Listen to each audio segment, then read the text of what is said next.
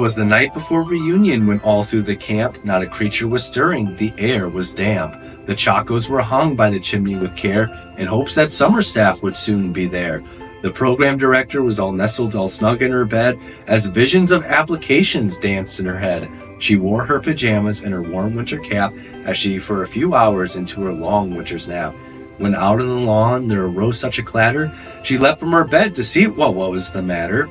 Away to the window she flew like a flash, tore open the curtains and threw up the sash. The moon shimmered off a new fallen snow, giving the luster of midday of objects below, when what to her wandering eyes did appear but a miniature sleigh and a tiny reindeer. With a little old driver so lively and quick, I knew in a moment it must be St. Nick. More rapid than campers headed to Canteen they flew, and he whistled and shouted so they know what to do.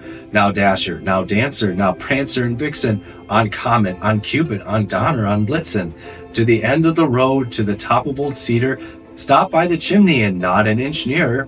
As they flew towards base camp and over the trees, Emily threw on her shoes and raced to go see. They circled as she ran inside. As they skillfully landed, Emily found a place to hide. And in a twinkling she heard on the roof the prancing and pawing of each little hoof.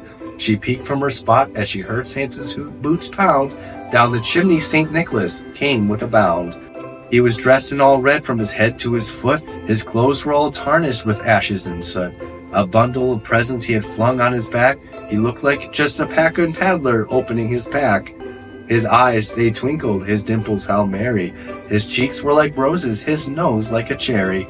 His droll little mouth was drawn like a bow, and hurt on his chin as white as the snow. One of Maury's cookies he held tight in his hand. A glass of milk from the kitchen was down quickly as planned. He had a broad face and a round little belly that shook when he laughed like a bowl full of pack-shack jelly. He was chubby and plump, a right jolly old elf, and Emily laughed when she saw him in spite of herself. A wink of his eye and a twist of his head, he gave a yee-haw, and she knew she had nothing to dread.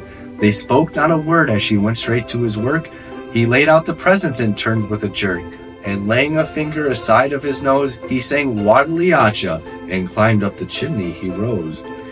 He sprang to his sleigh and gave his team a loud shout, and they all flew away faster than Ewalu trout. But Emily heard as he drove out of sight, "Happy reunion to all, and to you all a good night."